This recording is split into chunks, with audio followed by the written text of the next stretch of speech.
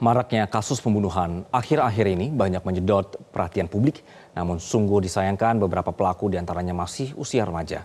Bukankah kehidupan manusia merupakan berkah Tuhan semesta alam yang harus dihormati dan dihargai? Gunadi Prabuki, rohaniwan Konghucu akan memaparkannya kepada Anda dalam hikmah siang hari ini.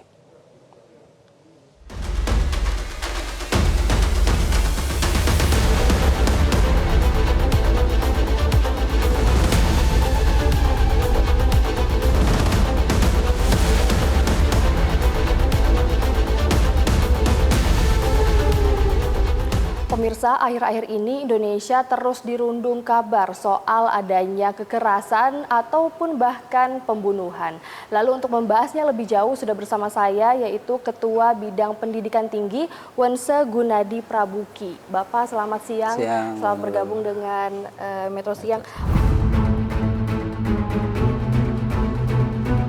Bapak, ini saya ingin menanyakan beberapa hal soal karena kan ini akhir-akhir ini banyak banget nih kasus kekerasan atau bahkan pembunuhan. Dari pandangan agama Konghucu sendiri ini Pak terhadap maraknya kasus pembunuhan ini bagaimana sih Pak?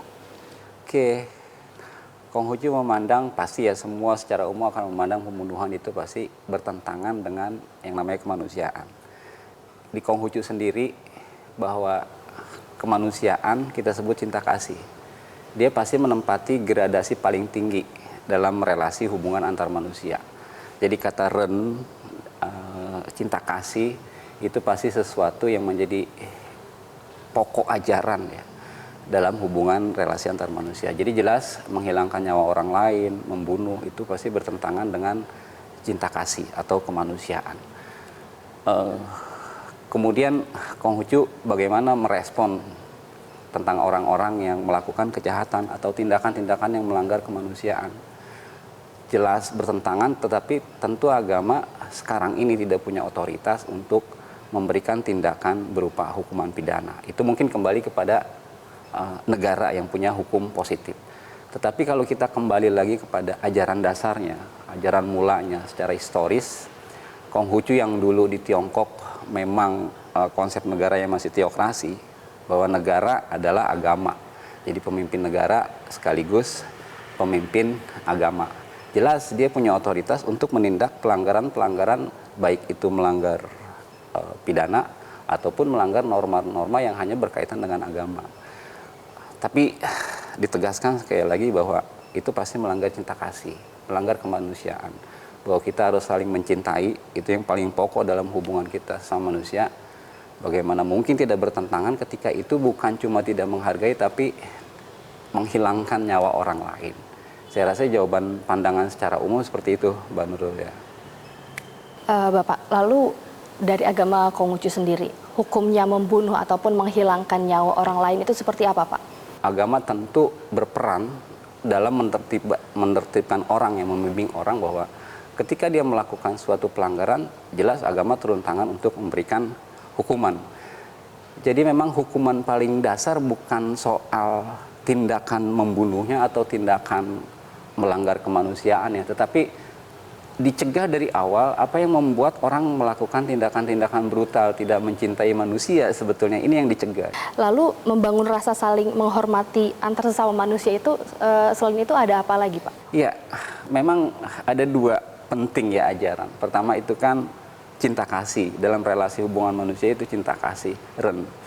Orang nggak mungkin bisa menghargai orang lain, bisa menghormati orang lain kalau tidak ada perasaan mencintai kepada sesama, kepada orang lain. Jadi cinta kasih itu pengertian paling dasarnya adalah cinta kasih berarti mencintai orang lain, bukan cuma mencintai dirinya.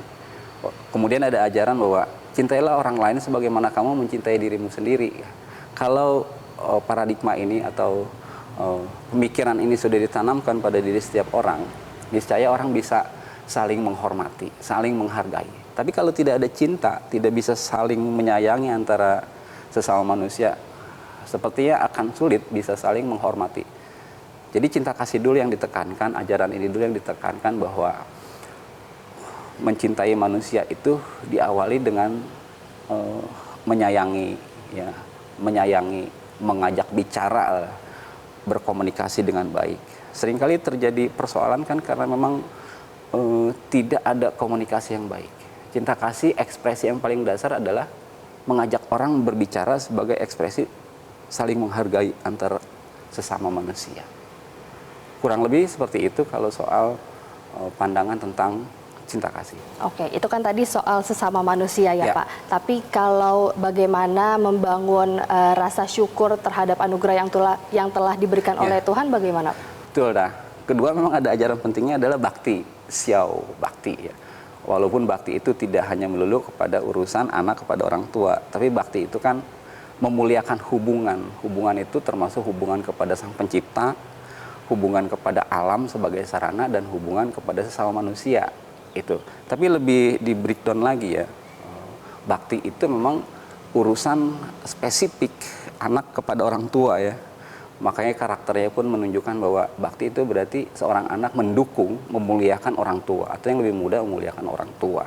Jadi pada fondasinya ini cinta kasih bisa dimulai dari rumah, yaitu menghormati orang tua dan juga menghormati dan juga menyayangi orang yang lebih tua di luar rumah ya, Pak. Ya. Oke, baik. Bakti dan rendah hati. Bakti dan rendah Maka hati. mungkin perlu saya tambahkan, jadi cinta kasih itu pokoknya apa?